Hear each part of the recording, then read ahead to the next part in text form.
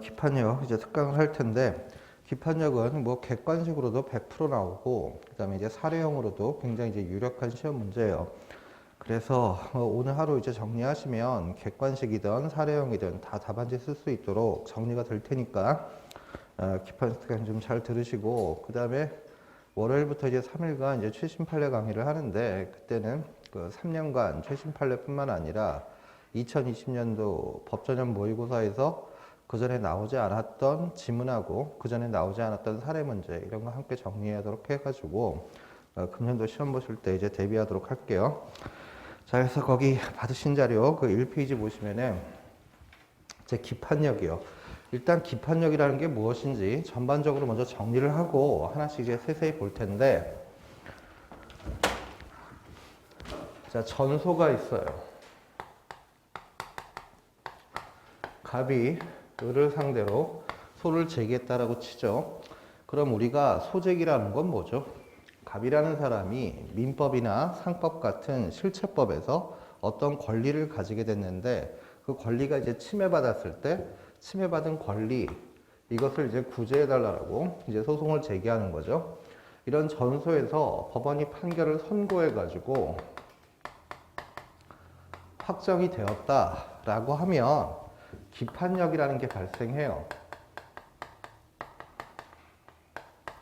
자, 기판력은 한자로 이렇게 쓰는데 이게 무슨 한자죠? 임의기, 재판, 힘력. 붙여 읽으면 뭐예요? 이미 재판한 효력이라는 거예요.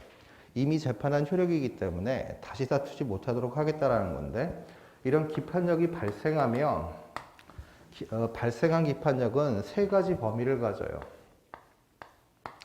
즉 다시 다투면 안 되는 사람들이 누구냐? 그걸 주관적 범위라고 하고 다시 다투면 안 되는 사항이 뭐냐? 이걸 객관적 범위라고 하고 그 다음에 법원이 판결을 선고하는 것은 원고한테 권리가 있다 없다의 판단인데 권리라는 건 있다가도 없고 없다가도 있을 수 있는 거니까 갑이 승소해가지고 권리가 존재한다는 판단이 있었어도 어느 시점에서 권리가 있다라는 거냐. 그 다음 갑이 패소해서 권리가 없다라는 기판력이 발생했었어도 어느 시점에서 권리가 없다라는 거냐. 그걸 분명히 해야 되는데 그걸 시작범위라고 해요. 그래서 이렇게 발생한 기판력은 세 가지 범위를 가져서 구체적으로 이 사례에 대입해 보면은 갑이 만약에 패소했다라고 칩시다. 그러면 갑과 을 사이에서 이렇게 해서 주문에서 판단한 권리가 부존재한다는 것에 이 소송의 사실심, 변종시를 기준으로 기판력이 발생을 하게 돼요. 그런데 기판력이 이제 정작 문제가 되는 것은 이제 후소에서 문제가 되죠.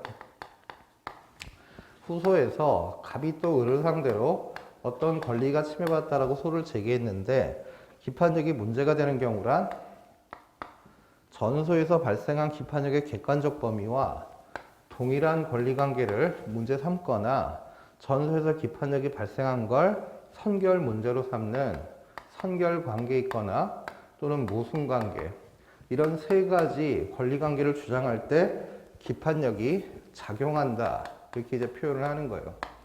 그럼 기판력이 작용하면 후소법원의 판사는 내가 담당하는 이 후소가 이렇게 기판력이 작용하는데 전소의 기판력에 저촉되는지를 살펴보게 되는데 저촉되려면 내가 담당하는 후소의 당사자가 전소에서 발생한 기판력의 주관적 범위 안에 드는 사람이어야 되겠어요. 이 주관적 범위 안에 드는 사람들은 218조 제1항에서 전소의 당사자였던 갑을만 주관적 범위 안에 드는 게 아니라 변종 후 승계인, 그 다음에 청구 목적물의 소지인 이런 사람들도 기판력의 주관적 범위 안에 들고 218조 제3항에서 제3자 소송 담당에서 권리기속 주체자 얘도 주관적 범위 안에 들고 그 다음 80조 등에 있는 소송 탈퇴자 이런 사람들도 주관적 범위 안에 드니까 후소 법원은 내가 담당하는 소송의 원피고가 이 주관적 범위 안에 드는 사람인지를 살펴봐요. 그럼 지금 당해 사안이 갑을이니까 전소의 당사자와 동일합니다. 그렇다면 당사자도 동일한데 기판력이 작용하는 소송을 또 제기했는데 만약에 전소의 사실심 변종 시까지 주장할 수 없었던 새로운 사정 변경을 가지고 또 소를 제기한다라면 적법하게 받아줘요. 그런데 전소 변종 시까지 주장할 수 있었던 공격 방법을 주장하면서 또 후소를 제기하면 실권시키죠.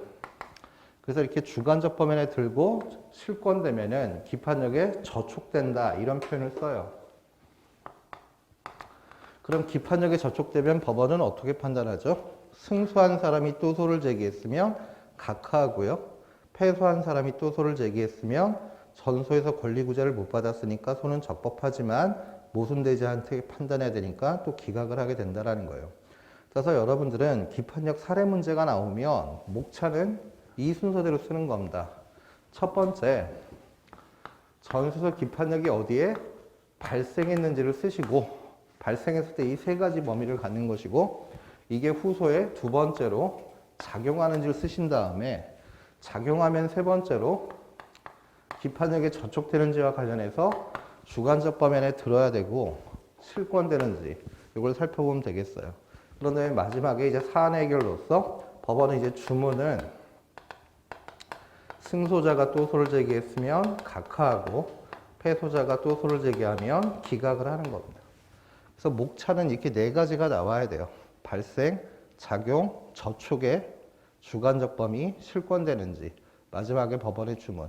이 순서로 답안지를 써야 되는데 그동안 여러분들 중학반에서 기판력 문제 여러 번 답안지를 보다 보면 이 순서대로 쓰시는 분들이 있어요. 기판력 먼저 주관적 범위 쓰시고 두 번째 객관적 범위 쓰신 다음에 기판력이 어디에 발생했는지 쓰시고 이게 후소에 작용하는지 쓰시고 세 번째로 기판력이 이제 시적 범위라고 쓰셔가지고 여기서 실권되는지 사정 변경이 있는지 이런 식으로 답안지를 쓰시는데 이렇게 쓰면 기판력 하나도 모르는 거예요. 왜냐하면은 이 주관적 범위 안에 드는지를 살펴보려면 기판력이 작용해야지만 살펴볼 필요성이 생겨요.